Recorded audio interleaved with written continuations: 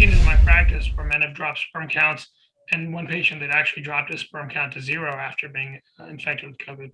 Dr. Parviz Kavoussi, reproductive urologist at St. David's South Austin Medical Center, says some of his patients relate directly to the recent study regarding unvaccinated males and fertility. 120 Belgian men that were diagnosed with COVID-19, and they tested them at multiple time intervals, looking at a short time interval being just after recovery from COVID-19 up to a month, a 1 to 2 month period, and then a 2 to 6 month period. Researchers found that a COVID-19 infection can decrease sperm count and quality, and it's most severe early after infection. That data, published in the scientific journal Fertility and Sterility, shows about a month after catching the virus, reductions in sperm motility was seen in 60% of the men, and sperm count was reduced in 37%. They found that almost a third of men, nearly a third of men in that early time frame, had high levels of DNA damage in their sperm.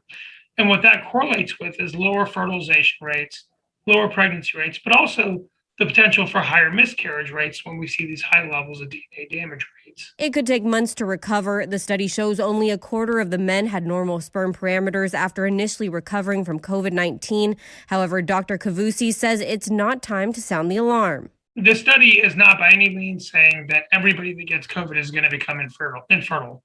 And all men that are going to get COVID are going to be infertile by any means.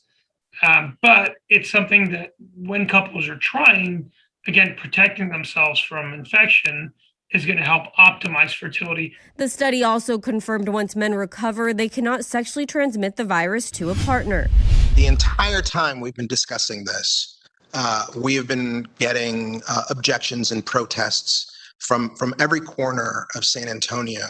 In one of the final CPS Energy town halls held by city council members, District 8 Councilman Manny Pelaez took some of your virtual questions. Whether you'll dole out an additional 3.8% on your energy bills, about $60 extra a year, is to be determined. CPS Energy says the money is to recoup what was lost to Winter Storm Uri. The increase we're requesting will raise us $73 million a year, which on the grand scheme of things in a $2.9 billion budget, right? It's a very, very small part, but it is targeted direct investment in our capability to serve our customers. What exactly is the $73 million paying for? They've broken it down like this. $31 million is dedicated to infrastructure resiliency, $15 million to technology, $14 million toward growth, and $13 million to people, which will help fill 400 vacant positions within the company. Many of you have asked why the money has to come from the customer's pocket. CPS says they've tried asking the legislature and the federal government for assistance. We did apply for some disaster relief funds and we were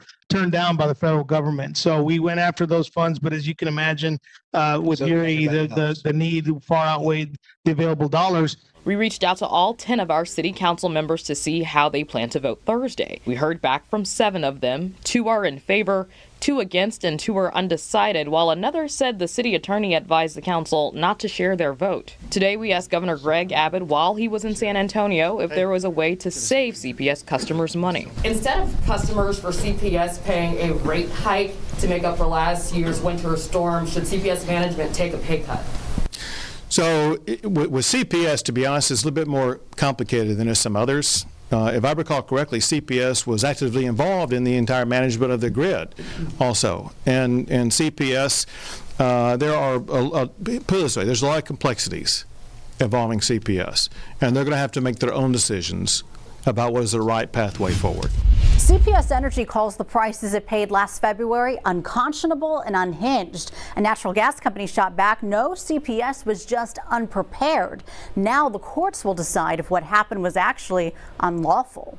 In the case of CPS Energy versus Energy Transfer, 2 companies with divergent fortunes, last February, CPS racked up $1 billion in bills, while Energy Transfer made a windfall, $2.4 billion from the Texas winter storm. About the one thing they agree on, the tick-tock of climbing prices. Court documents show at the beginning of February, natural gas was trading around $2.60. By February 9th, Energy Transfer charged $3.50 $4.17. February 10th, $3.25. February 11th, the price shot up to $15. Remember, this was days before the first snowflake fell. The next day, February 12th, CPS Energy recalls a trader saying, "Okay, are you sitting down?" Then quoting a price of $150. CPS Energy says its employee responded, "Wow," then asked for a second to check with the bosses. Just 9 minutes later, Energy Transfer raised the price to $225. CPS Energy says it had no choice but to accept heading into the holiday weekend. That Sunday, temperatures plummeted and snow covered San Antonio.